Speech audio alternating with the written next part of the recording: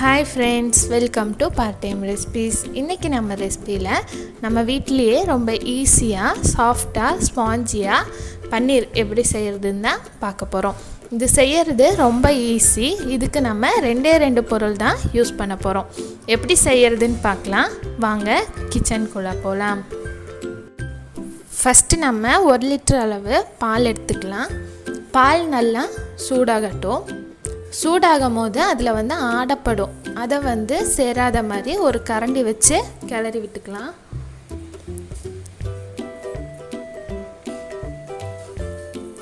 இந்த மாதிரி கிளறி விட்டுக்குங்க. இதில் இப்போ நம்ம வினிகர் சேர்த்திக்கலாம். வினிகர் இல்லைன்னா லெமன் கூட இதில் நம்ம ஆட் பண்ணிக்கலாம்.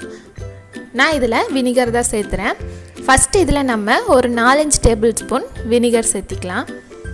பால் நல்லா பொங்கி வரத்துக்கு முன்னாடி ஸ்டேஜில் நம்ம இந்த வினிகர் ஆட் பண்ணோம். மறுபடியும் இதை நம்ம நல்லா கலந்து விட்டுக்கலாம். பால் இந்த ஸ்டேஜ்லேயும் பிரியாமல் இருந்துச்சுன்னா நம்ம இது கூட இன்னும் கொஞ்சம் வினிகர் ஆட் பண்ணிக்கலாம். நான் மறுபடியும் 3 டேபிள் ஸ்பூன் அளவு வினிகர் ஊற்றுறேன். இதை மறுபடியும் நம்ம நல்லா கலந்து விட்டுக்கலாம். பாருங்க, பால் நல்லா பிரிஞ்சு வந்துருச்சு.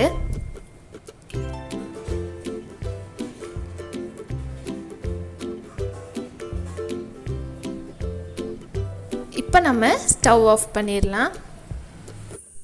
நெக்ஸ்ட் இப்போ நம்ம இதை வடிகட்டிடலாம்.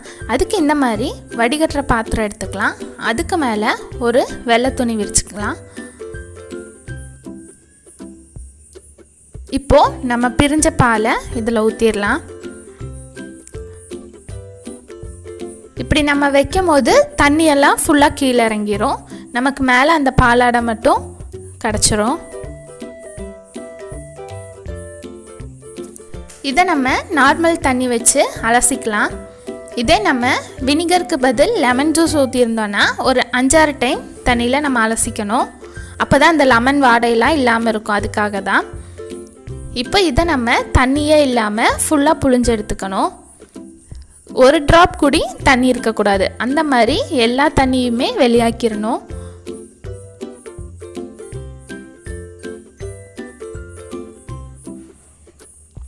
இந்த மாதிரி டைட்டாக ப்ரெஸ் பண்ணிங்கன்னா எல்லா தண்ணியுமே வெளியே வந்துடும்.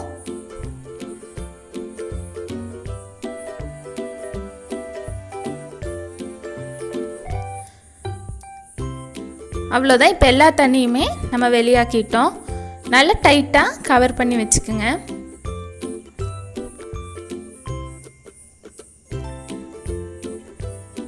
இதுக்கு மேலே இப்போ நம்ம வெயிட் வச்சுக்கலாம். நமக்கு எந்த ஷேப் வேணுமோ அந்த ஷேப்புக்கு தகுந்த மாதிரி ஆக்கிட்டு நம்ம மேலே வெயிட் வச்சா அந்த ஷேப்பில் நமக்கு கிடச்சிரும். நான் ரவுண்ட் ஷேப்லேயே வச்சுருக்கேன். இப்போ ஒரு 2 மணி நேரம் போல் இருக்கட்டும். 2 மணி நேரத்துக்கு அப்புறம் மேலே வச்ச வெயிட்டை மட்டும் நம்ம எடுத்துடலாம். பாருங்கள், நல்லா செட் ஆகிருக்கு பாருங்கள். இதை நம்ம ஃப்ரிட்ஜில் எதுலேயுமே வைக்கல. சும்மா மேலே ஒரு வெயிட் மட்டும்தான் வச்சோம்.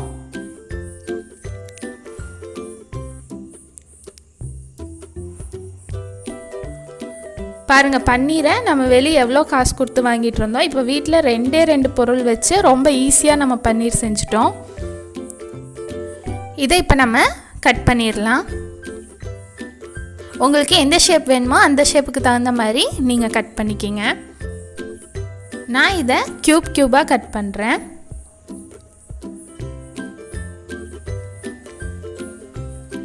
பாருங்கள், இப்போ பன்னீர் நல்லா சாஃப்டாக ஸ்பாஞ்சியாக எவ்வளோ சாஃப்டாக இருக்குது பாருங்கள். சூப்பராக ரெடி ஆகிருக்கு. இந்த ரெசிபியை நீங்களும் வீட்டில் ட்ரை பண்ணி பார்த்துட்டு எப்படி இருக்குன்னு கமெண்ட் பாக்ஸில் சொல்லுங்கள். நம்ம சேனலை சப்ஸ்கிரைப் பண்ணாதவங்க மறக்காமல் சப்ஸ்கிரைப் பண்ணி கூடவே பெல் பட்டன் ஆலும் கிளிக் பண்ணிடுங்க. அப்போ தான் நான் போடுற வீடியோஸ் உங்களுக்கு தொடர்ந்து நோட்டிஃபிகேஷனில் வரும். இந்த ரெசிபி உங்களுக்கு பிடிச்சிருந்துச்சின்னா ஒரு லைக் கொடுங்க. இன்னொரு ரெசிபியில் நம்ம மீட் பண்ணலாம். ஓகே, பாய்.